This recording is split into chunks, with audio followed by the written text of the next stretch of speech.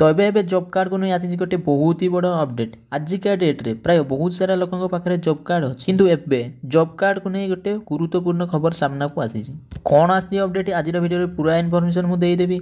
जानापी भिडियोटी को निहाती भाव में शेष पर्यटन देखूँ। जय जगन्नाथ मु राजेश स्वागत करुँच आज एक नुआ भिडियोटी पसंद लगे भिडियोटी को निहाती भाव में लाइक करी आपन चैनल को चैनल को सब्सक्राइब कर सहित पाखरे बेल आइकन टी ऑल पर सिलेक्ट कर दिंतु। महात्मा गांधी ग्रामीण कर्म नियुक्ति योजना जाल जॉब कार्ड एक बड़ समस्या हो रही यार मुकाबिला लगी पदक्षेप 2022-23 आर्थिक वर्ष में ओडिशार 1,14,333 जाल जॉब कार्ड को हटाई दि जाइए जहाँ होउछि देशर द्वितीय सर्वाधिक। 2021-22 रे ओडिशार 50,817 नकली जॉब कार्ड को बाद दि जाइथिला। आर्थिक वर्ष भितर जाल जॉब कार्ड संख्या रे राज्य में 2 गुण अधिक वृद्धि हो गलानी। भारत सरकार ग्रामीण विकास मंत्रालय तथ्य अनुसार ओडिशा रे 58,92,000 जॉब कार्ड जारी करा जाइछि। सेथिरु सक्रिय जॉब कार्ड संख्या हेउछि 48 लाख एवं 82,000। सर्वभारतीय स्तर में 2021-22 रे 3,06,944 जॉब कार्ड को बंद कर दिया जाइथिला।